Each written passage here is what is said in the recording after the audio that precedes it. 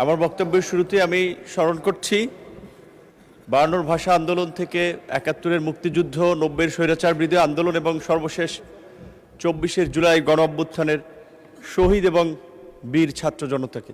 হোসেন শহীদ সোহরাওয়ার্দী থেকে শেরেবাংলা একে ফজলুল হক, মুক্তিযুদ্ধের অন্যতম নেতা শেখ মুজিবুর রহমান। আমার বক্তব্যের শুরুতে আমি স্মরণ করছি 52 ভাষা আন্দোলন থেকে 71-এর মুক্তিযুদ্ধ, 90-এর স্বৈরাচার বিরোধী আন্দোলন এবং সর্বশেষ 24শে জুলাই গণ অভ্যুত্থানের শহীদ এবং বীর ছাত্র জনতাকে।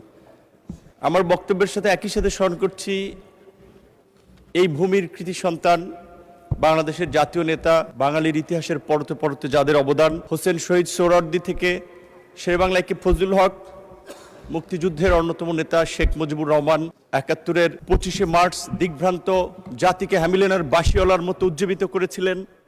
75-এ জাতীয় সংকটে জাতির নেতৃত্বে আবির্ভূত হয়েছিলেন স্বাধীনতার মহান স্বাধীনতার ঘোষক শহীদ প্রেসিডেন্ট জিয়াউর রহমান। আমি স্মরণ করছি বাংলাদেশের সংসদীয় গণতন্ত্রের পথের পায়োনিয়ার ছিলেন, নারী শিক্ষার অগ্রদূত দেশনেত্রী বেগম খালেদা জিয়াকে আমি ধন্যবাদ জানাচ্ছি।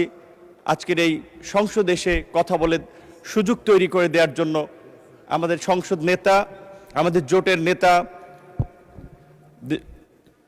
জনাব তারেক রহমানকে আমি কৃতজ্ঞতা জানাচ্ছি। গলাচিপা, দশমিনা, পটুয়াখালী 3-এর সাধারণ মানুষ যারা নানাবিধ হুমকি ধমকি প্রলোভন উপেক্ষা করেও শত প্রতিকূলতার মধ্যেও আমার সাথে থেকেছেন, আমাকে ভোট দিয়ে আজকের এই জায়গায় এনেছেন।